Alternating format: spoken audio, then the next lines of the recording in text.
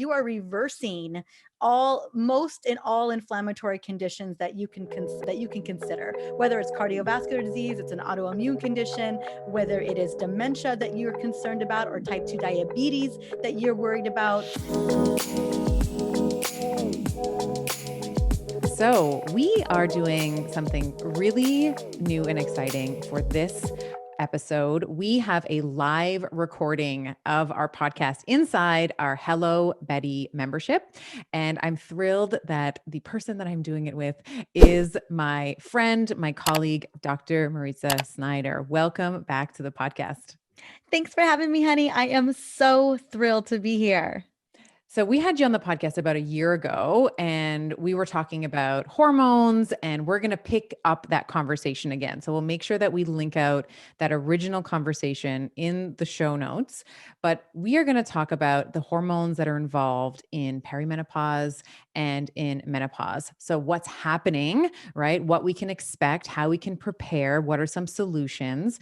And then of course, you are sort of the essential oil, goddess. So we're going to talk about, some ways that we can use essential oils as well, in addition to a lot of the, you and I have spoken online and offline about lifestyle modifications, and we're, very much aligned in many ways. So, and I'll also just say that you've written a book. You've written a book on this as well. So the essential oil hormone solution on perimenopause and menopause. And when we release this episode, it will be the week that your book is being released. And that is when? When are we releasing this podcast? That is the week of April 20th.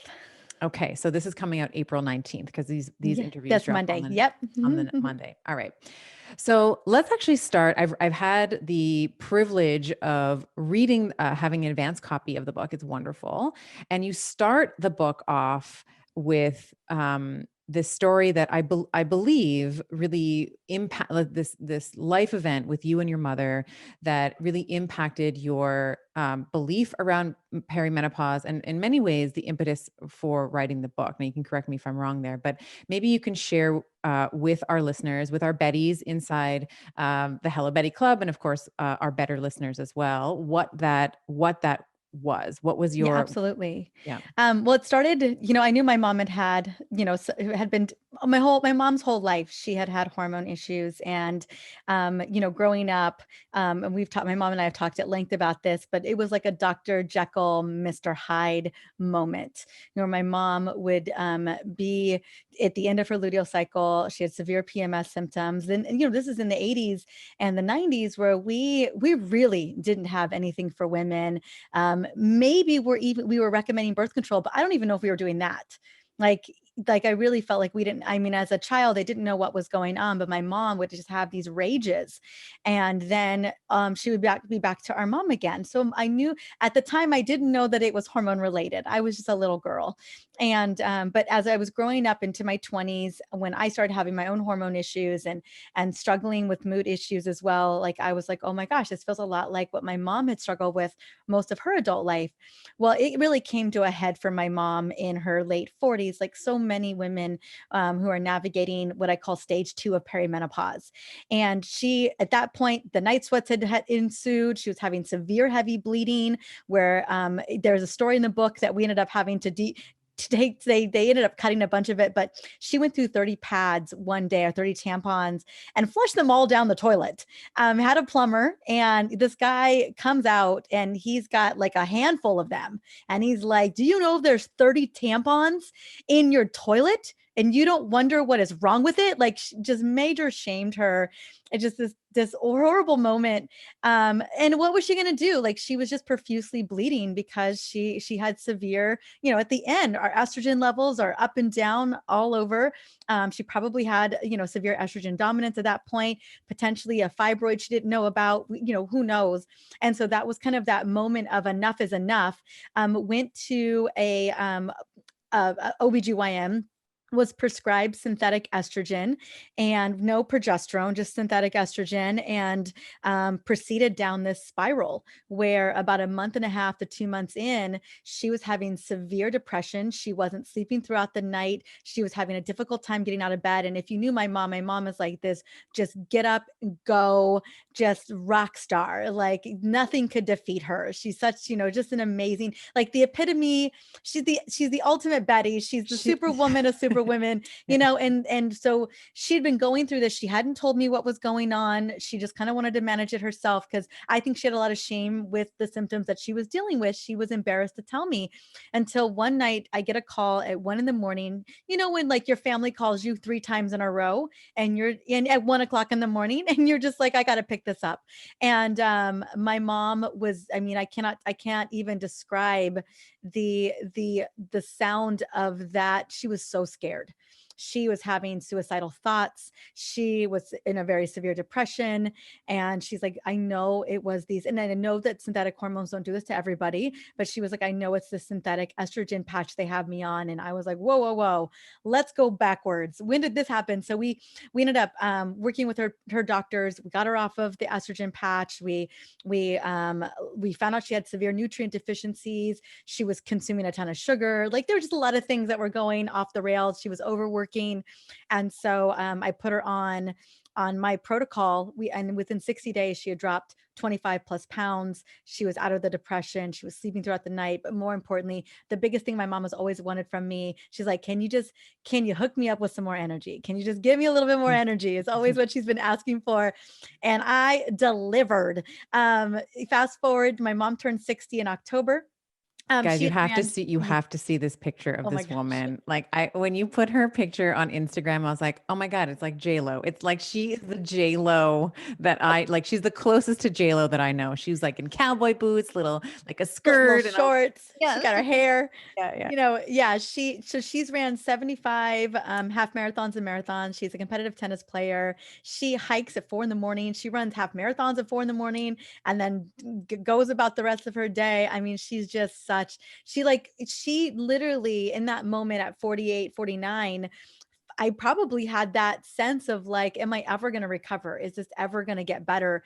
And here she is 11 years later. And she just in her 50s, just reinvented, just is living her best life, doing the things she loves, rocking her business, and doing it with so much ease and grace and confidence, just really painting the picture for what's possible for any of us as we navigate some of the best years of our life. I love that. I love that because it's such a story of inspiration because we all want, I think that we're taught as a society that we need to fear this time. When we Mhm. are menopausal, then our sexuality is no longer relevant. Our sensuality is no longer relevant. Our bodies are no longer relevant. And we're going to just hate it. There's going to be the hot flashes. And we're going to talk about a lot of those, symptomatic presentations and how we might naturally ameliorate them. But I think that there's generally a societal sort of opinion that menopausal women don't matter. And, you and I have talked about this. I've been on your podcast. I've talked about this. And like, your mom, like I said, is like the J-Lo, like the closest to J-Lo that I am probably ever going to get to because she reminds me of someone who absolutely refused to accept that. And, in this sort of era of cancel culture and people deciding when you're done, like your mom was like, I'm actually going to decide I'm when I'm done, and it's Yeah, not and now. I'm gonna do this new life, Yeah. and because she was a young mom when she had us too. And I think about, a lot of the opinions around J-Lo. I mean, the fact that J-Lo, being 50 years old, she's got amazing resources, but at the end of the day, you could have all the trainers, you could have all the nutritionists, you could have all the people in the world around you, but it's the J-Lo worked to do all of that. You know what I'm saying? Like Yeah. she put in the work, just like my mama. My mama she's committed to the supplement. She's committed to the anti-inflammatory diet. She's committed to moving her body every day. She's committed to community. I think that's such a big piece of this is women, us being a part of community. Yeah. And so I think she decided, she made a decision, she chose in, she shifted her belief mindset around what it's going to look like. It ain't my grandma's menopause. I'll tell you what. And she decided it was going to look a lot different than her mother. Right. And she has, I mean, it's been, she's such a hero for me, my mom, because I'm like, I want to look and do those things when I get older. Yeah, she is And the so, ultimate Betty. Jody, yeah. your mom is the ultimate And Betty. she isn't J-Lo. She didn't have $1 million resources like Jennifer Lopez did, you know, and I just, that's what I love to paint that picture as, is that you absolutely get to have that. Even, you know, with the resources, this can all be done at home. That's what's so Yes. important, is Yes. that this, you know, you're not talking about having a huge crew of practitioners and trainers and all of that. Chefs and all Yeah, that. Yeah. chefs. No, Mhm. this can all be, these are they're my mama took my recipes, you know, my green smoothies recipes, you know, she, you know, super easy supplementation. And again, and these running groups are free. She just runs with her girls, you know, every day, and has made such a big, profound, and, you know, difference in her life. I love that. So Mhm. let's actually dive into some of the hormonal changes that we see Oh yeah. in perimenopause. Like there's Mhm. several, geeky magic carpet rides that I would like to go on with you Yeah. here. But you mentioned one of them, which was estrogen dominance. And I think when we think about what are one of the easier ones to identify, by nature of the archetype of the bleed and the changes that we see in the period itself, let's start with what might be some of the clues that a woman in perimenopause, and I'll just say that you and I loosely define perimenopause as sort of mid 30s, like mid to late 30s, which I know is aligned with, I think you talk about it at 35, 30, like 35, 36. So what are some of the clues that a woman can tease out both from her period or her bleed week or weeks, and her menstrual cycle in aggregate, that might be suggestive of estrogen dominance? Absolutely. Well, let's just paint the picture of what is going on. And I know some of you are listening to this thinking 35, 36. Oh, you know, because no one wants to even think about perimenopause at that age. But if you can kind of go back to that time, I know I remember that time very vividly, and go back to that time and think about how you were feeling. All of a sudden, things just started to shift and you weren't exactly sure what it was, asking your girlfriends about it, like, like, are you finding yourself with that third cup of coffee at 4 o'clock in the afternoon? Or are you dipping into those peanut M&Ms? Or, you know, like you're thinking about, you're like, oh, were you having a harder time getting up in the morning? Like all of a sudden those burpees, you couldn't do those anymore as well as you, like you start to think about some of the things that were happening, and you start to look and you're like, oh yeah, no, things were shifting then. I was just shoving it over here because no one's ready to recognize when those kind of changes happen. But I think it's important that we do. I think a couple of reasons why we start to see it at an earlier age. Now, I don't think that perimenopause, you know, maybe a couple of decades ago was happening in our mid to late 30s. I think lifestyle changes and shifts are happening. I think the stress of women taking on careers and taking on motherhood and taking on everything plays a role. I think our toxic burden is adding up. I think the foods that we're consuming can add up as well, and the products that we use. Those just little things start to chip away, and we start to see as we get, yeah, that perimenopause can come a little bit earlier than what used to be proposed, like maybe 42. But basically, what's happening, one of the first things that we start to see is a very slow decline of progesterone. Now, what we know about progesterone is it's the hormone that we've taken for granted. She is the hormone. We don't pay attention to her that much. She happens because of the main event, which is ovulation. You know, we always think about our periods and our bleeds being the main event because it's always a thing that everyone's ever talked about. But I call really, her the popular girl. The yeah, period she's is the the popular popular girl in girl. Yeah. school. Yeah. But really, who should be the popular girl? The girl, you know, with the glasses still, and maybe hasn't figured out she's the popular girl yet. Is Yeah. definitely ovulation. So Mhm. once ovulation happens and we get robust, great ovulation, the corpus luteum, when it's robust as well, is going to release progesterone. But as we saunter into our mid to late 30s, just the way our biology is set up, and not to say that we couldn't expand our biological reproduction. Definitely that's possible. But for most of us, things start to shift where we lose progesterone, and where we start to notice that a couple things can happen. One, I don't think our cycle really begins to shorten too much in the luteal phase yet, but you may all of a sudden, you may have been 29 or 30 days on the dot. Maybe now you're showing up at 28, 27. Yeah. Um, all of Yeah. a sudden, symptoms, maybe you start to really notice those PMS symptoms. Maybe you're noticing a migraine the day of your period, the day before your period. Maybe you're noticing your breasts are just a little bit, just they feel tight and maybe a little fibrous, maybe a little bit tender. Lumpy and And bumpy. Yeah. lumpy, bumpy. Mine are lumpy, bumpy because they got milk in them right now. You're breastfeeding. Yes. I'm breastfeeding, so I'm perimenopause and and postpartum right Postpartum. now. Yep. Yep. I'm like in a double whammy of a situation at the moment. It's your next book. Um, um, and then also you may notice some heavier bleeding. So some heavier bleeding that could be going on. Not necessarily, not until we get into our maybe early 40s to mid 40s that we really start to notice that heavy bleeding, definitely towards the end of our 40s as well. And then you may also notice a little bit of a just kind of a more, maybe noticing some more of your emotions, just noticing some of those things. Maybe you're just feeling a little bit like you're at a point where, like, I wish somebody would, the first couple of days of your cycle, right before your cycle. Those are some of the lookouts that we're looking for. Food cravings, chocolate cravings can be happening there. And also you may notice that all of a sudden, it was super easy to lose weight in your 20s and your early 30s. And all of a sudden, maybe not so easy, like weight's just holding on a little bit longer. And that has a lot to do with the fact that progesterone is is it's protecting you from insulin resistance, estrogen and progesterone. As we start to see progesterone dropping and estrogen dropping, we become more insulin resistant. And so, though, that's the other thing that's going to see, you may start to see you're just holding on to belly fat. It's not easy to get rid of, or you may just find yourself putting on weight and it's not coming off as easy as it used to. So those are some of the first signs and symptoms that you're dealing with perimenopause. But again, driven by oftentimes external environmental factors.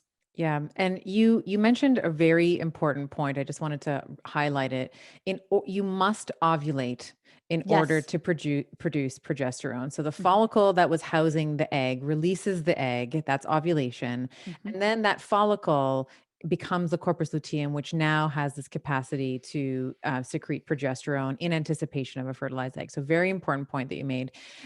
What I noticed personally, and I ran estrogen dominant for years, Mhm. was my bleeding. I would see like clotting, like Mhm. really big clots in the blood in the bleed week. And I would always, when I was going into practice, and I've said this before on the pod, I would have to bring like two pairs of pants with me.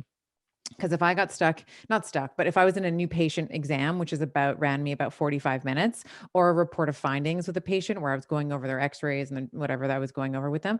And that was like, that took 30 minutes or 45 minutes. And I wasn't able to get, to be able to change, then I knew that there was going to be like, A situation. there's going to be a situation. Exactly. Exactly.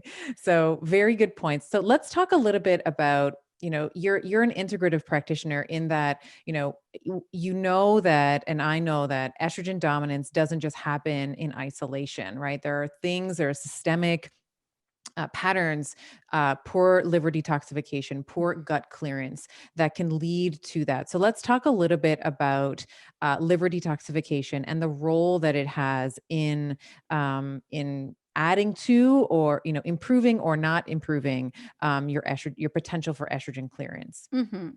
Well, we think about the role of our liver and all the things that she is doing, I like that they're 24/7. all female, by the way. Progesterone's a lady, the liver's the lady. I like it. Keep going. I mean, talk about the ultimate multitasker, Yeah. right? She is running 500 different jobs all at one time. And I don't know if we should all aspire to be like the liver, but definitely she's doing big things, from filtering filtering blood to making hormones to storing hormones to helping to regulate blood sugar levels, to ensuring, that we're clotting, that we have clotting agents, all of those things are happening, that we are clearing toxins such as caffeine, ibuprofen, hormones. But one of the most important hormones we know is estrogen, like estrogen, estradiol. It's a proliferative hormone. So we always got to be, we got to use it and lose it. That's how it works. And really with a lot of hormones, we got to use them and lose them. We got to go. And so part of that big job is our liver. It's constantly moving through and breaking down estrogen. And what happens is in phase one, right, we have three different pathways, but phase one oxidizes, phase two methylates, and then we head over to the gut, which is phase three, where our estrobolome comes into play. And that helps to package it up and send it on through, mostly through our bowel movements, but also through urine as well. And so even constipation, if we're dealing with constipation of any level, we know that even if estrogen is packaged, it can be recirculated back into the system, and having the liver has to go back and do that job again. And so what's really critical is that if our liver is doing so many jobs, and then we guzzle down 2 glasses of wine at night, all of a sudden your liver is having to deal with another job of breaking down alcohol, right? It's running through its priorities, and maybe it has to like slow down the ability to break down estrogen. Or in an instance also, your liver may not have all the right cofactors, vitamins, minerals, and amino acids it needs to actually run the reactions in phase one and phase two. So all of those are playing a role. The third area of concern is all of the external estrogens that we're getting bombarded by, whether it's fragrance or phthalates or parabens or, sodium lauryl sulfate, whatever it is. Throughout the day, we're getting exposed to endocrine disruptors that your liver is also having to deal with, and that is a big part of why your liver could actually, I wouldn't call it necessarily congestion, but just slow down the process of breaking things down. And when we're not able to do that job, when the liver's not able to do the job of breaking everything down, especially estrogen, we could have basically, we could have a stockpile, like the sink or the bathtub could just be overflowing. And ultimately we have receptor sites on almost every cell in the body when it comes to estrogen, even our brain. Estrogen is neuroprotective, where some of these not so healthy, not so good estrogens are binding to those receptor sites and causing some problems. Yeah. And it's really about, as you said, using it and losing it. You want Mhm, to stimulate the estrogen receptor, but then you mhm, don't want it to be stimulated all the time. Right. So I love that you're talking about that. And I think that, you mentioned briefly some of the, like the adding that OH group, that first phase of liver detoxification where we're hydroxylating the estrogen mhm, metabolite. And one of the things that is so important, and we've talked about this with Dr. Carrie mhm. Jones, who I know has been on your podcast and who you know very well, but when you are promoting these sort of less than optimal pathways, Yes. you will continue, as you're saying, you will continue to stimulate the estrogen receptor, and you need to metabolize it. Like when we think about when estrogen drops, like in those couple of days right before you get your period, that's when you're metabolizing your estrogen. You need to get rid of it at that point. You don't want it anymore. So, Mm-mm. what are some ways that we can amplify both phase one and phase two? You were talking about conjugation as well, Mhm. which is basically just preparing it for renal or biliary Yeah, exactly. function. Biliary. Yeah, basically, it's going through the renal system, or it's going through where we're going to break it down through the gut Right. into the bowels. So, how can we amplify? What are some natural ways that we can level up our estrogen detoxification, both phase one, phase two, and then talk about phase three as well, the estrogen bolome? Absolutely. Well, I think one of the, and I am a proponent of hormone testing, so it's always nice to know which pathway estrogen's going, estradiol in particular, and they all go through different pathways. It just depends, but there's your 2OH pathway, your 4OH pathway, and your 16OH pathway. Your 2OH pathway is the safest pathway. It's gonna help. It's the pathway you want estrogen to be metabolized. The 4OH is it's potentially a precancerous pathway, and the 16OH pathway is going to be the pathway that's proliferative. And so that's where you're going to feel the lumpy breasts. It's where fibroids are going to be created there. There's some benefits to the O16 pathway, but for the most part, we want to be mindful of it because it is proliferative. Estrogen is a growth hormone at the end of the day, which really benefits us until it doesn't.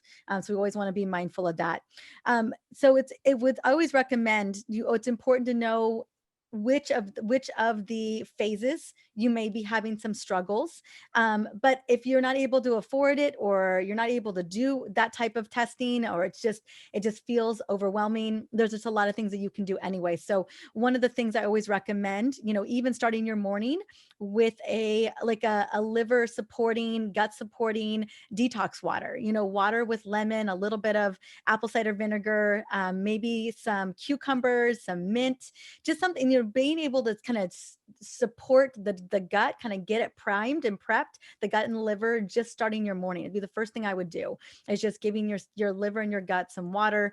And definitely you can make it a little bit of a detox water to kind of get it set up for success. Or just Other things flavor it, 'cause water is boring. I just need to flavor my water. You got to flavor it up. I gotta Well, have there's lemon some in my water. benefits to flavor too. Yeah. There definitely some benefits to flavor. I love water, so it's not a hard thing for me to do, to just drink plain water. But I do. I mean, who doesn't want to give your body all the big benefits if it can? And it's so simple to do. The next thing you want to look at is looking at nutrient deficiencies. I would say the majority of us are. If you're someone who is saying things like, you know what, I gotta go, I'm super busy, I've got a lot going on. When you have any conversation with anybody, it's a good chance that you're in a stress response mode. And we burn through nutrients. We burn through key nutrients. Some of the most important ones that are going to benefit your liver and your gut and your hormones too is going to be methylated B vitamins, like all of them, B12, B9, all of it. Choline is going to be huge, not only for the liver, but also for the brain. Vitamin D is going to be huge, especially with supplemental K2. Then what I also would recommend besides that is making sure that you're getting a lot of broad spectrum amino acids, whether that's a protein shake or whether that is protein at breakfast, lunch, and dinner. There's a lot of different ways to get protein into your diet. So making sure that you have all of your essential amino acids, because without protein, your liver can't do its job. Vitamin C is a big one. Glutathione is huge as well. And then really powerful antioxidants like green tea, the catechins in green tea, resveratrol, turmeric, and the curcuminoids that come from there. Any of these things are going to be beneficial to supporting the liver and supporting your gut. Those are going to be big. Those would be some things to think about. Also, cruciferous vegetables, huge for the sulforain here, making sure that estrogen is going down the right pathway. That's going to be huge. So things like kale and broccoli rabe, chard, collard greens, like whatever that is, whether you're adding it to a green smoothie or you're sauteing it for dinner and lunch, get in where you fit in. Those are going to be really big. So those would be the focus. And then lots and lots of fiber, especially for your gut, especially for supporting that estrobolome, whether it is resistant starch fiber or you're just getting fiber of any kind. Majority of us, we only get about 11 grams of fiber per day, women in particular, and we should be aiming up to 35 to 40 grams of fiber per day. And we just are super shortchanged on that. And so whether it's adding fiber to a smoothie or making sure that you really step up your greens, you step up your potatoes, you step up even sweet potatoes, maybe it's your nuts and your seeds, whatever, getting where you fit in when it comes to getting your fiber, that's going to really support your gut and support your liver as well. I love that you said cruciferous vegetables because they are basically the anthem of the Estima diet. It's like you got to get in the cruciferous vegetables. Yeah, like a pound. We're Yeah. talking you Like you have I to don't want to cut and alarm chop. anybody. in each Luckily, you sitting. could No, I'm just saute a kidding. pound pretty easily, and if you Yeah. break it up throughout your 3 meals, or Yeah. you put it into, I've always been a big green smoothie girl, and so we put a lot of green leafy vegetables, and cruciferous vegetables into our smoothies, just making sure that we're getting, and if you're concerned about your thyroid, you can always blanch these and then put them in your smoothie, or just make sure you're sauteing your veggies. A lot of wonderful things that you can do to make sure that you're getting a lot of those good cruciferous vegetables.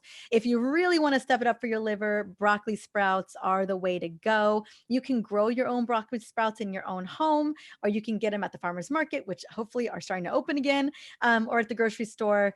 So those are really, really potent. And we know that sulforain in broccoli sprouts have been shown to even, you know, support again, like they're very breast cancer preventative. So Yes. Yes. And I just to piggyback on what you're saying, mhm, whenever you are consuming these sulforaphanes, we know that the consumption of these cruciferous vegetables, which are high sulforaphane mhm, containing compounds, they are going to reduce your all cause mortality. Okay. All reasons of death. You said breast cancer, mhm. cardiovascular disease, still the number one killer for women. Uh, Yes. breast cancer, as you mentioned, it's gonna reduce DNA damage. It's gonna reduce inflammatory. Like there's so like this NF kappa B pathway, which is Mhm. very pro-inflammatory, as you know.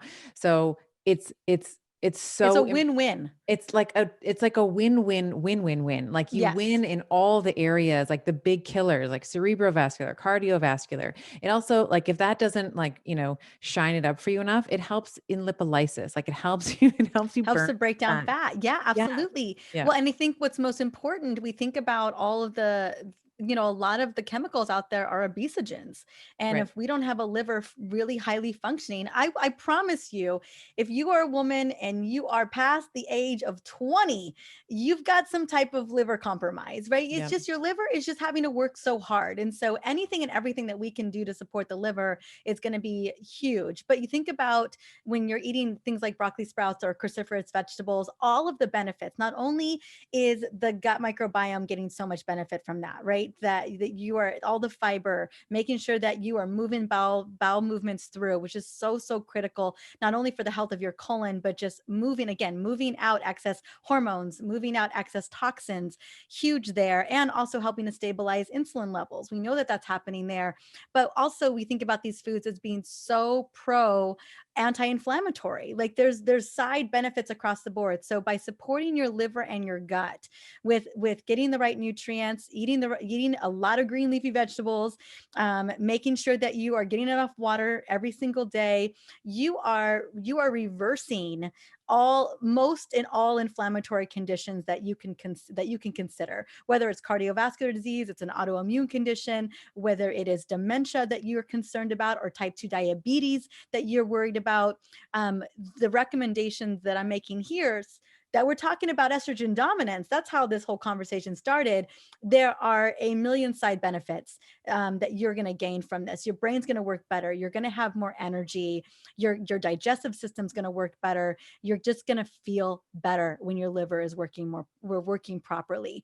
I would say it's one of the areas where we don't think about our liver needing love until our doctor says your enzymes are elevated, and Right. then The transferase is on the that's lab the only time tests. we're Yeah. looking at that, or we're Right. thinking about it. But I promise you, your liver was screaming for help years prior to that. And there's only so many beautiful benefits we can get by supporting two of our biggest detoxification organs, your liver and your gut. Yeah. And let's talk a little bit about chronic stress. You've brought it Yeah. up a couple times now. I think it's an important consideration when we're actually talking about estrogen dominance. And you are really a subject matter expert here. So and I think that most of us, we like to discount the physiological consequences of stress. Like what we think stress is like this red faced, screaming, pulling their hair. That's like the stressed out person. When for women, of course, we have a very unique and separate stress response, number one. But Yes. number two, if my life is falling apart and you come to me and you say, "Hey, Steph, how are you?" What is like 99% of the time, I'm going to say, "I'm fine. I'm great. How are you?" Even though in the background, things are just, it's It's all chaos. chaotic. Right. Yeah. So How let's many talk of us is that the case, right? It's chaos back there. and we're all like, it's I mean, I put great. makeup Yeah. on, but but what is it really looking like back there? Right. Right. Right. Absolutely. Let's talk about that because Yeah. I one of my favorite things to say is you cannot green smoothie your way out of chronic stress. Yeah. And you can't kale salad your way. And now I know I just touted all the benefits of green smoothies and kale salads. I recognize. And will they help you? 100%. But and will supplementation support you? Can you give back to your mitochondria because your mitochondria is actually the one that's making cortisol? Yes, you can absolutely take the alpha lipoic acid. You could take the acetyl L-carnitine. You can take the CoQ10. I can keep naming all the things that your mitochondria needs to function. But at the end of the day, if you're constantly in a state of triggering up the stress response system, you're going to constantly continue to keep depleting. And Yeah. we know that one of the biggest hormones involved, cortisol, is going to have a profound impact on so many other hormone systems inside of the body, including estrogen dominance. Absolutely. I think one of the things that a lot of us don't know is that we think about cortisol, we think about the survival hormone, which yes, it is. But then one of the number one jobs of cortisol is to regulate insulin. And when we have a situation where cortisol isn't working proper, like when it's overly, we're just firing it off over and over and over again, you are then firing off insulin over and over. So we're constantly crying wolf. And what we know, not to say that I'm not concerned about liver function and what happens with the liver and the gut when it comes to inflammation. But I always say that the number one hormone that women need to focus on when it comes to our 40s and beyond is insulin. Because insulin, we think about hemoglobin A1C as an inflammatory marker because of insulin resistance. And that is also showing us that insulin resistance leads to dementia or cardiovascular disease or cancer or a number of different chronic conditions. And what a lot of us don't know is one of the biggest triggers for insulin resistance is going to be deregulated cortisol levels due to how we're managing stress in our stress response system on the daily. And what we don't recognize, I think, Stephanie, what you said is that anytime we find ourselves kind of like that, like we just get a text message or we're running late to a meeting or something's happening with our family or whatever that may be, the average woman can fire off the stress response system 25 to 50 times a day and just not even know it. And we talked about this. I in my 20s, I was addicted to stress. I leveraged it. I used to call stress my slide edge because that's when I felt that jolt of that little extra something something that needed I could use to get through the rest of my day. And I just kept leveraging and buying against it until I had severe chronic fatigue. And so oftentimes a lot of us, we're mistaking what we think is that extra something, that little extra energy, that extra jolt that we just got. That's adrenaline, right? And what you just, in order for us to have harnessed that adrenaline, we had to fire off the stress response system, the HPA axis, the hypothalamic pituitary adrenal axis. And once we get into a habit of pushing that button, we trigger it more and more and more. And initially we can get away with it. We could potentially get away with it for a decade, maybe even 2 decades. And we can kind of brush off symptoms as, just every day. That's how women are. That's just the way things are for us. But eventually it's going to start to show up. It's going to start to show up in prediabetes. It may show up in an autoimmune condition, or often I see it usually shows up in chronic fatigue and burnout. And I think that this is such an important topic to be having in light of lockdowns and the Oh yeah. pandemic and the amount of stress. I mean, we've talked about this in previous podcasts, but women have disproportionately been affected by this pandemic. Not only are we talking about child abuse and domestic abuse, but many women, I think the December numbers in the US came out as like 500,000 women left the workforce, and in January it was like 275,000 women. It's like just astronomically abhorrent. And because they had to Yeah. lockdowns, children, homeschooling. So there's been this, and I'm doing And chronic homeschooling, conditions. and then you layer it on top of like metabolic insufficiencies and metabolic syndrome and some of these potential, if she's sort of creeping towards the estrogen dominance, she has that progesterone that's lowering.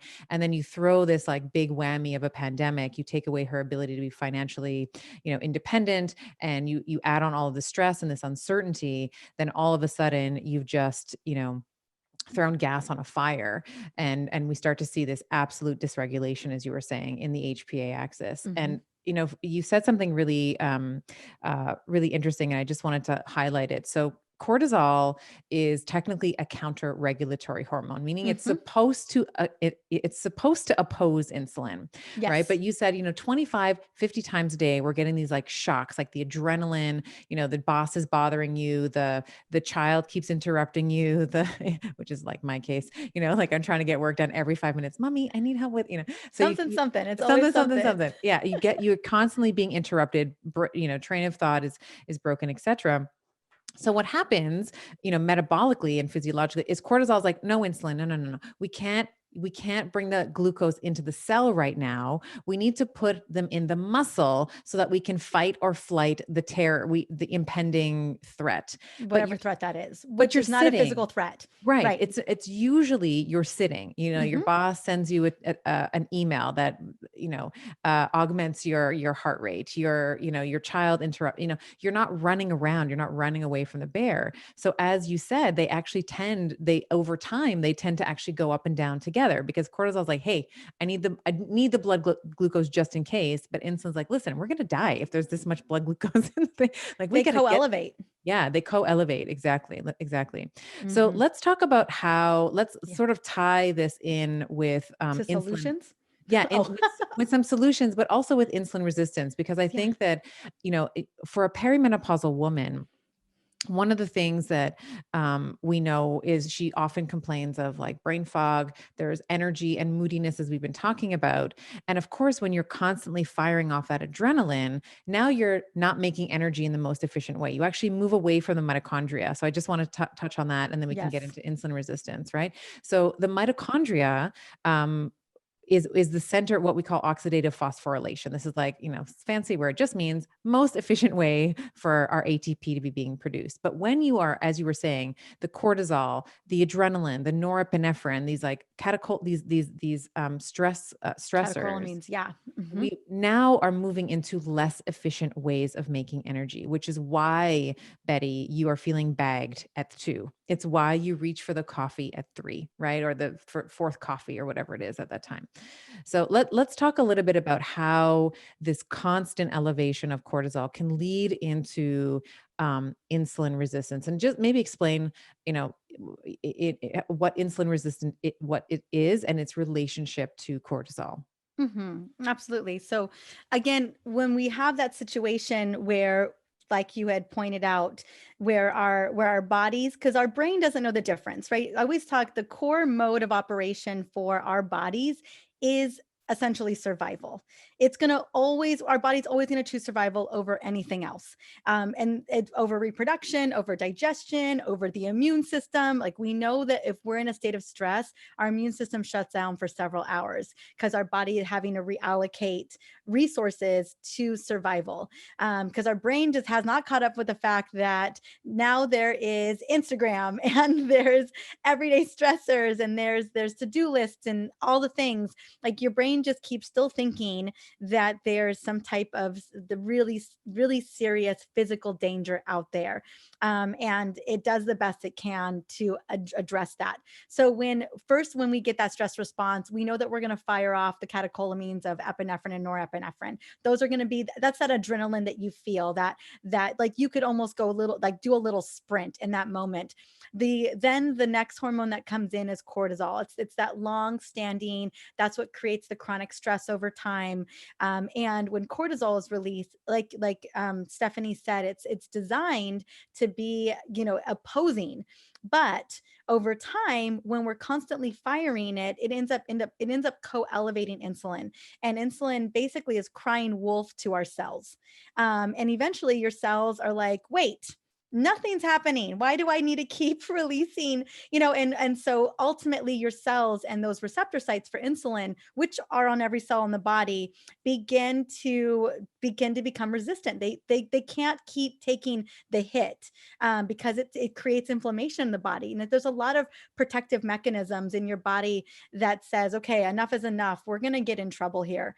And so when that happens, we know that unfortunately more glucose is in the bloodstream. We know that we start to see issues happen where we start to see inflammatory markers go up. And that's the biggest concern around insulin resistance, is that we start to create more inflammation in the body, where we start to see the belly fat, where we start to see the brain fog.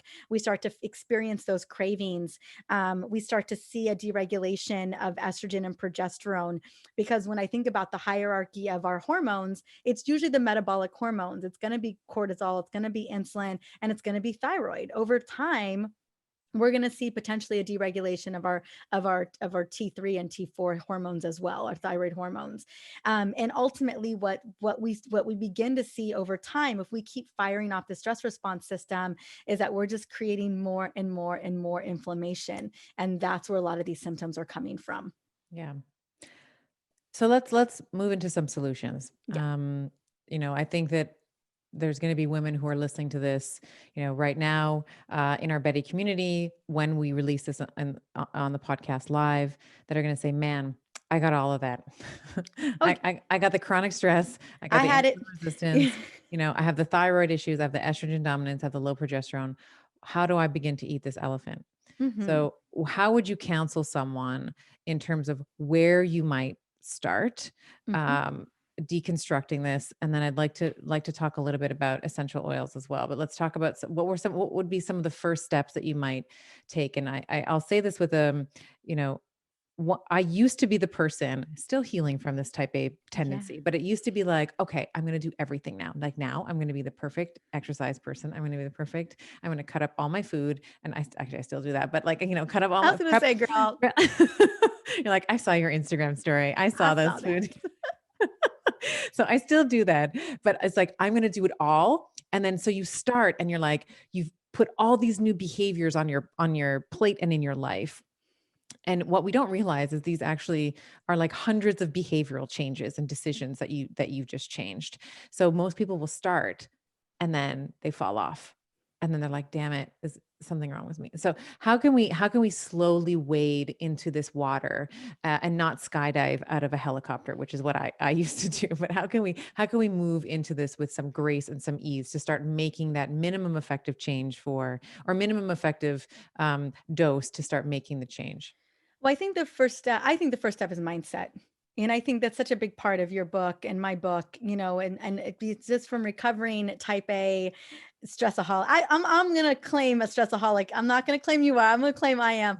And being a recovering stressaholic who can definitely find herself back in that place. And someone had written, I'm still recovering from adrenal issues. And yep, right here, I'm still working on leveling out and healing, cortisol. I've had severe chronic fatigue issues, and I also have Hashimoto's thyroiditis, and I promise you that it was from a lot of chronic stress, and so I've experienced what it can look like to have gone too far in the direction of just burning myself out, burning myself to the ground.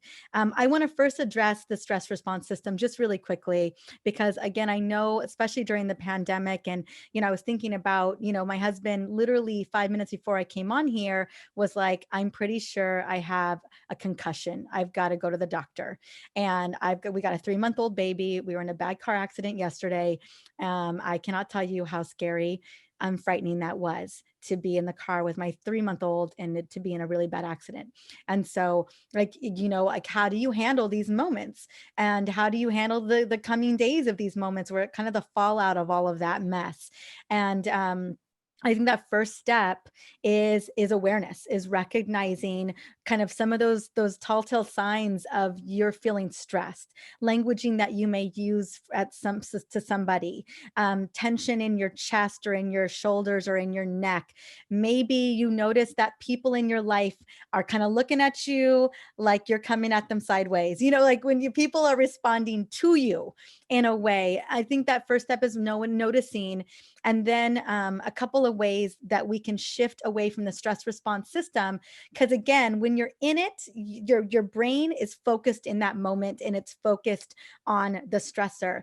We've got to be able to shift our state, change our state. And so literally shaking something, shaking it out, walking around, that'll literally, it only takes a couple of seconds to move yourself from a stress response mode to back to a more parasympathetic, relaxed rest mode.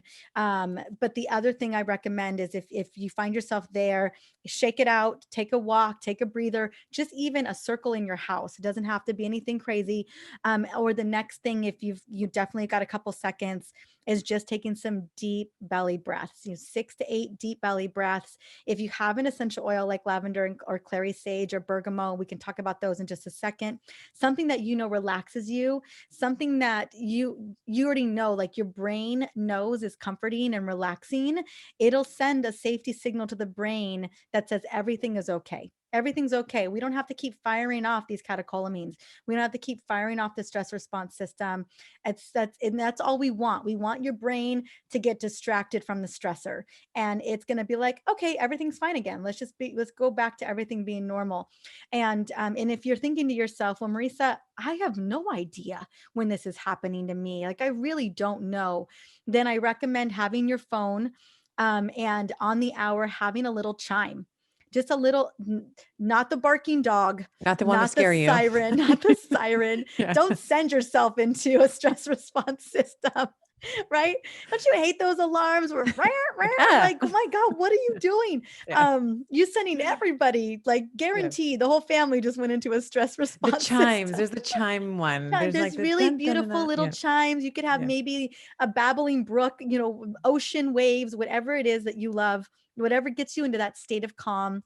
And and and that little chime, just take a moment for yourself, shake it out, walk, and then take those 6 to 8 deep belly breaths. And maybe there's a little affirmation that, maybe it's a gratitude affirmation, or it's a superwoman or a Betty Body affirmation that just gets you back into your zone of genius where you're thriving. And you can do this automatically, all day long, every hour on the hour. You reset the system, and you tell your brain, that everything is okay. And what's so beautiful about this is, over time, you are retraining the way that you respond to stimulus, and that, what used to set you off just isn't doing it anymore. So over time, this actually works as a preventative, so that what was firing off the stress response system just isn't doing it anymore at all. So what used to trigger me just doesn't trigger me anymore like it used to, and thank goodness for that. So that I just want to just speak into, because that's its own practice. And I will be honest with you, it is a practice.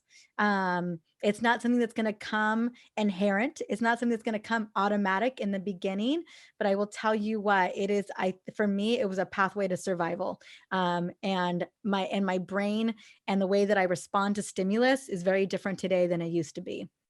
These are so great. And let's talk a little bit about essential oils, because I Mhm. think you mentioned lavender, which I definitely want. I pulled a couple of Yeah. really fun studies for us to maybe talk about. But I think sometimes you've just given such great suggestions, like a little bit of movement, a little bit of like, I'm okay, I'm safe. I feel, you're in your body. I think sometimes at least I've heard this, when it comes to essential oils, sometimes people can sort of like roll their eyes and poo-poo it a little bit because they are like, oh, it's just like a, it's not really a thing. But there's Mhm. actually quite a bit of A lot of research. robust yes, there is a lot of literature around we'll talk about lavender in a moment, but quite a bit. And like the way that there's many ways that you can interact with an essential oil. You can smell it, you can put it on your body. I actually have your roller balm right here. You can diffuse it, but when you're smelling it, at least my understanding of it, and maybe you can correct me if I'm wrong, but it stimulates the nasal receptors in the nasal cavity, goes into the olfactory bulb. This is the oldest nerve, like the most ancient, like the cranial nerve one, for olfaction is Mhm. basically you have a direct through the nasal plate. You have basically a direct contact with the nerves in the like the nasal nerves and into the Yeah, limbic it goes system. from the mitral cells directly into the limbic system, Right. and it has a profound impact on the amygdala, the hippocampus, the hypothalamus. I mean, honestly, the olfactory nerve and how what you're smelling, because your sense of smell, we always think about smelling fear, right? Mhm. Your sense of smell is directly tied to your sense of survival, and you can use scent to modulate that. Right. So let's talk about lavender because Mhm. we've been talking about perimenopause and menopause. We've been talking about stress. So I pulled this one, and I'll put this link in the show notes for everyone. But when you are directly smelling lavender, it Mhm. can lower. I'm just reading my notes here. Lower autonomic nervous system arousal, including lowering blood pressure, heart Mhm. rate, skin temperature, has been shown to lower cortisol levels, which is what Mhm. we've been talking about. It is basically an antagonist to something called the NMDA receptor. And there's a Mhm. dose response effect, meaning the more lavender you You smell, use, yeah. the more you use, the more powerful The it is. responses. Yeah, Yes. it acts as an antagonist. Yeah, absolutely. Yeah, it's Yeah. so profound, so powerful that simply smelling lavender essential oil, it's the linalool and the linalool acetate, those chemical constituents, can literally within a matter of seconds send the safety signal to the brain that turns off the stress response system like that. Yes, and for women, there was another we won't get into it too much, but there was when we think about Alzheimer's disease, right? We Mhm. talk about like type 3 diabetes is sort of one of the nicknames for one of the types of Alzheimer's. Again, lavender essential oil has been shown with like have a protective effect on cognitive decline and Alzheimer's, and it down regulates some of those inflammatory pathways, the Mhm. NRF2, up regulates BDNF, brain derived neurotrophic factor. I mean, this is profound. This is incredible. So is this like one of your top oils, lavender Yeah. or yeah, Yeah, and lavender, because of the linyl acetate, that's really or and the linalool are the two chemical constituents that are doing this. The beautiful thing is there's a lot of other floral oils that actually do that as well. Clary sage is one of those oils. That's why I love clary sage for sleep. I love it for the stress response system. It's clary sage has all kinds of other amazing benefits as well. It's lavender and clary sage are anti-inflammatory. As you're reading, I love clary sage specifically for helping to reduce prostaglandins when we're dealing with menstrual cramps. But yeah, no, there are other essential oils that can do this. Lavender just happens to be one of those really popular ones that, she's a and we popular see, girl. yeah, Yes. she's popular, Yeah. but a lot of the florals can do this. Jasmine can do it, rose can do it, Roman chamomile. We think about the calming of Roman chamomile tea. It's that same concept. We're working with the same chemical constituents. Clearly, there's a lot of different chemical constituents in some of these oils, but the three that we see the most well researched is going to be lavender. I mean, in Europe, they give you oral dosage of lavender, like a cup. I forget exactly how much they're giving you, to reduce symptoms of anxiety. They have found it to be as effective as a Xanax. That's incredible. So let's talk about some of your favorite oil. So we've talked about, you can maybe use lavender for sleep if you're feeling very anxious. What would be, your favorite, maybe even genus of essential oils? You said like the floral oils for brain fog, for example. So the big focus I would say for brain fog, a lot of the herbs. So rosemary has a chemical constituent called 1,8-cinnalol, and it is phenomenal for boosting acetylcholine in the brain as well. And that it just helps to focus on more alertness, more productivity, and it helps to boost memory. So rosemary is huge. Peppermint, menthol, and it has monoterpenes in it. And peppermint is phenomenal, not just for, I always think of peppermint as being one of these amazing multitaskers, kind of like the liver. It's great for headaches. It is great for focus and energy. It's a phenomenal energy booster. It's amazing for nausea and motion sickness. It's great for sugar cravings as well. Just breathe in some peppermint, and that chocolate craving that you thought you weren't going to like beat, gone. It's like your brain is like, what happened? I don't even know what happened. I don't even have what chocolate craving, what craving. And it's also, peppermint's phenomenal as, I call it, the Energizer Bunny. It's a powerful instant energy oil, especially when you combine it with any citrus, wild orange, tangerine, lemon, grapefruit. Again, monoterpenes there as well. Just phenomenal. That little combo, I call it like the instant energy booster, like a grapefruit and a peppermint, and you will go from 0 to 10 in a matter of seconds. So those are just some of my absolute favorites for boosting brain fog or alertness and focus and concentration.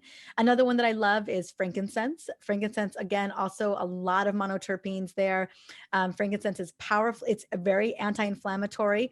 When you look up, like we're thinking about for my husband's, or anyone, he's dealing with this, this small concussion. Frankincense is phenomenal for helping to support, reduce inflammation of the brain, especially for things like minor concussions. So Alex has got a roller of frankincense that he's using right now.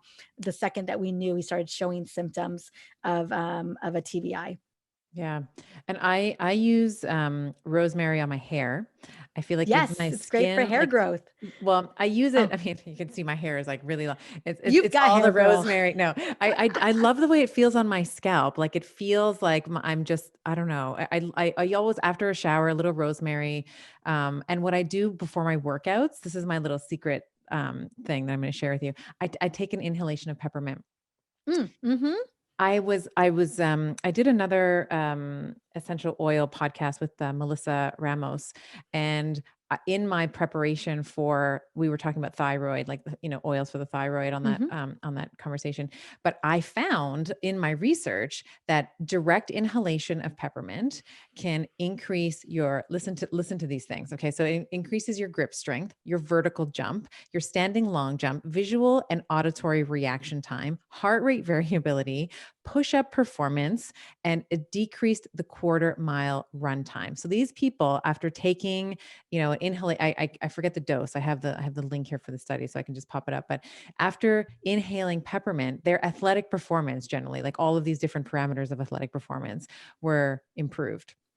So sometimes when I wake up out of bed, this is usually when in the morning when I work out, it's like, this isn't happening today. I'll take a take a little whiff of peppermint. I'm like, okay, I'll just see what I can do. You know, You're going ready. Yeah, a lot of yeah. marathons, ultra marathon runners, athletes use peppermint, or even they use laurel leaf, or eucalyptus to open up, just expanding the alveoli, expanding the airways to just get more oxygen input, so that they can run more. They can, like very similar to what you're experiencing, higher jump time, faster running, and they'll carry little vials of peppermint and eucalyptus on their runs, to kind of give them that little slight edge. Love that. Let's do like a little rapid fire, Okay. little like rapid fire essential oil and essential Mhm. oil edition. Favorite carrier oil. What's your favorite? Favorite carrier oil. For me, I love coconut oil. It's so easy. And so I fractionate coconut oil. As a second, I love jojoba oil because it's so great it's very similar to the sebum of our skin. So I will also use jojoba oil as well. Nice. What's the one EO that you use every day without fail? Jasmine. Jasmine. Jasmine. Jasmine is the oil of self-confidence. And love jasmine. A second is going to be wild orange or tangerine because they are known as oils of abundance. So I love to kick off my day with abundance. But jasmine, it is intoxicating. I can't. I mean, it. I just can't. I've never been able to get enough of this oil. And pure jasmine, it's usually in a very small amount like this. It's about 10,000 petals to like of pure I mean, it's just incredible. It's so soothing, it's relaxing, it smells delicious, delectable. So it's one of my absolute favorites. Oh, wow. I like jasmine tea. I don't think I've ever smelled jasmine Mm, essential oil. That's something I'm, you got to I'm be very, careful, girl. Geo. it's it's it's a it's new an addiction. it's an it's a libido booster. So jasmine's also Ah, a libido booster. It's a confidence mm, booster. mhm. So just a heads up. Just a I heads use up, it as Gio. a little confidence booster. I'm very attracted to rose. There's something about rose that I can't get enough of. In the same way that you're describing jasmine, I feel like that about rose. Like I always want rose oil on my face. I have a little thing for my bedroom. So it's really interesting. Okay, frankincense or myrrh?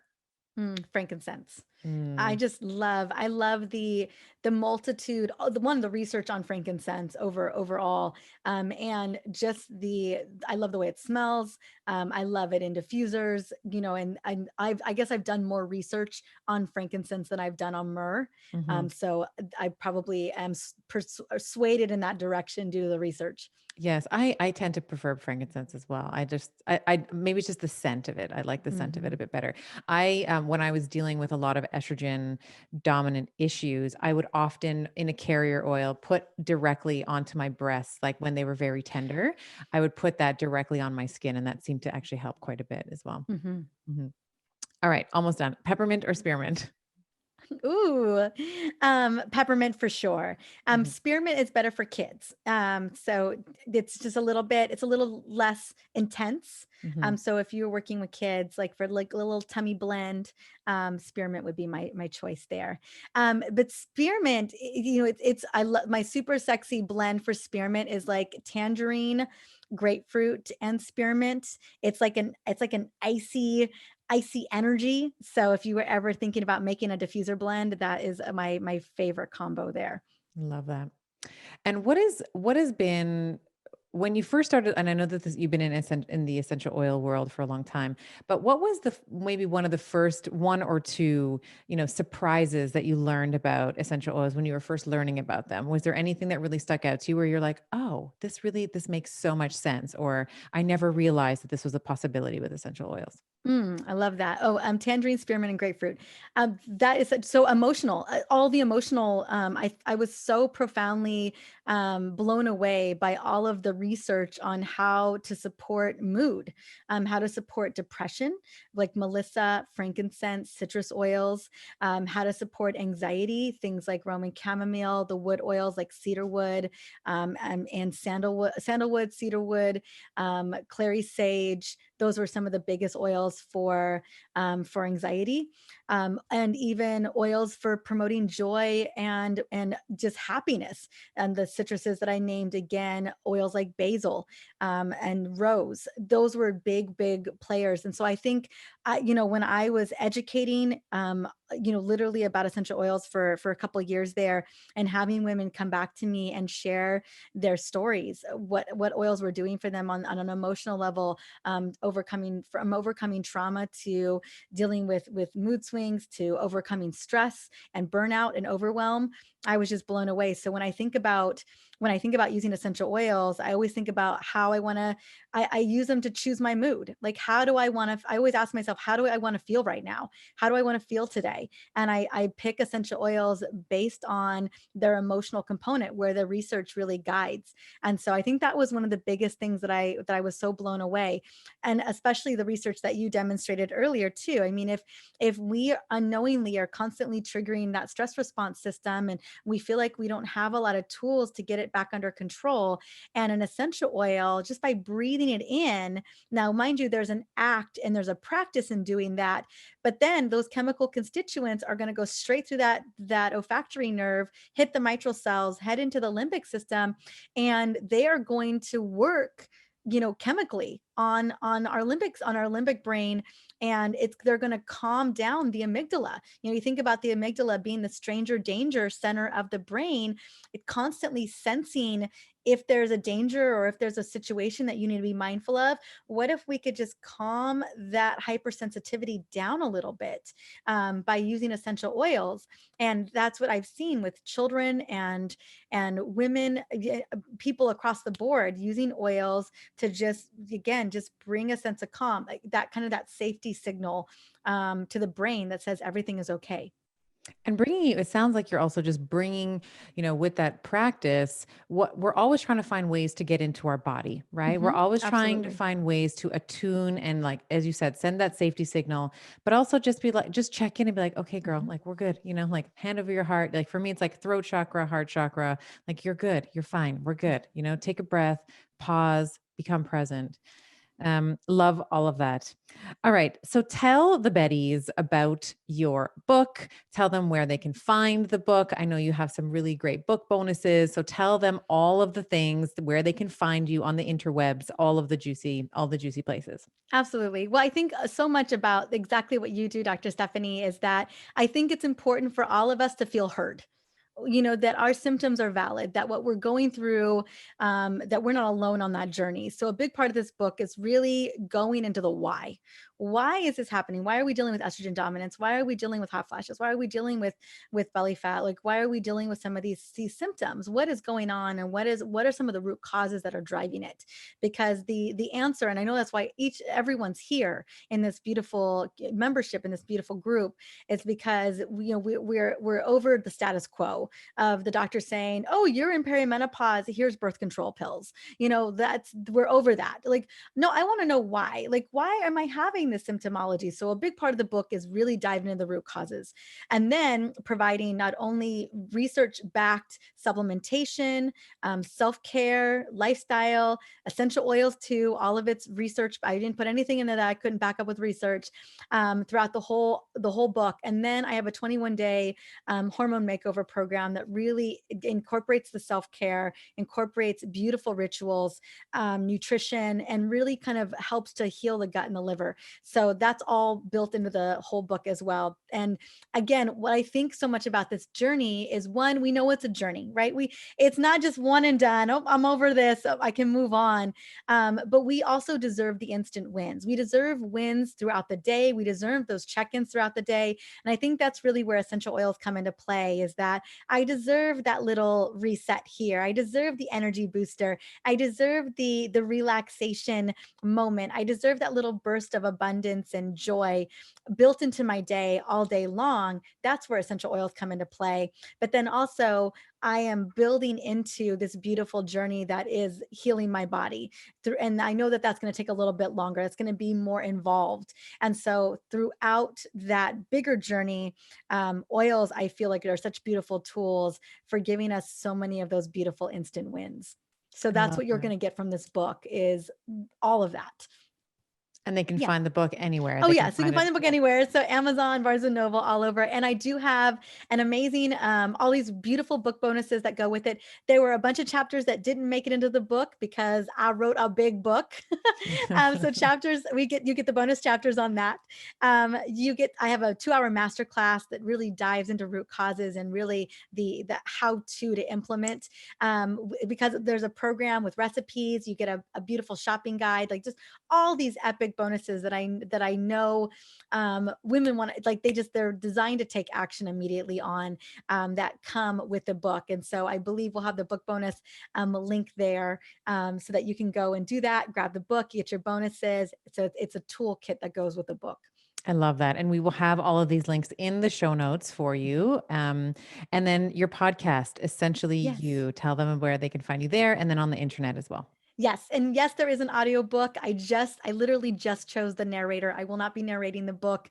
It's not my zone of genius to narrate, and I got a a brand new baby. So I got to be really mindful of my time. But yes, Essentially You podcast is fully dedicated to women's hormone health. You want, and I know you guys do this on the Better podcast as well, but we dive into the nitty gritty of metabolic issues. We dive into the nitty gritty of PCOS, endometriosis, autoimmune conditions, like really understanding the why and the root causes behind these, and then what we can do. That's what the full podcast is devoted to. Wonderful. Yeah. Mariza, you didn't disappoint. I came full out, played full out. I know you've given so much value to our Hello Betty members and, of course, our Better podcast listeners as well. I always just want to thank you and throw sunshine to you, because you are such a strong woman, and you're such a model. When you talk about your mom being the ultimate Betty, you are also a Betty. You really do embody the masculine with like the production and the accolades and the success, and the feminine, the softness, the nurturing, the know-how, and the being. So I just wanted to honor you, and so glad that you've come back on the podcast. It's always just great whenever I get to see you. It's so good. And this, I am like you. I think community is my immunity. And the more that I get to, hang out with women like you, I feel energized now. Like it's, right time. It's time for me to go to bed, and I'm bouncing around now because of this awesome conversation. So thank you. Thank you so much. Thank you for having me. And thank you so much, everyone in this group. What a beautiful community of women supporting each other. I just want to say, I'm so glad that you said yes and you chose in to this community, because that is that first step, right? We choose in, and to be a part of something bigger, where we get nurtured and we get nourished, but we also are able to give that back as well. I mean, women, we tend and befriend. That's what we do. And we're seeing that here in live action. Awesome. Thank you so much. Thank you. All right, Betties. So I have Ashley is going to cut this recording, but there you guys have it. That was our conversation. And this is going to be the conversation that you guys will all see. It'll be released April 19th. This will be coming out for you. And I'm going to send you all the assets, all the video stuff, as I often do.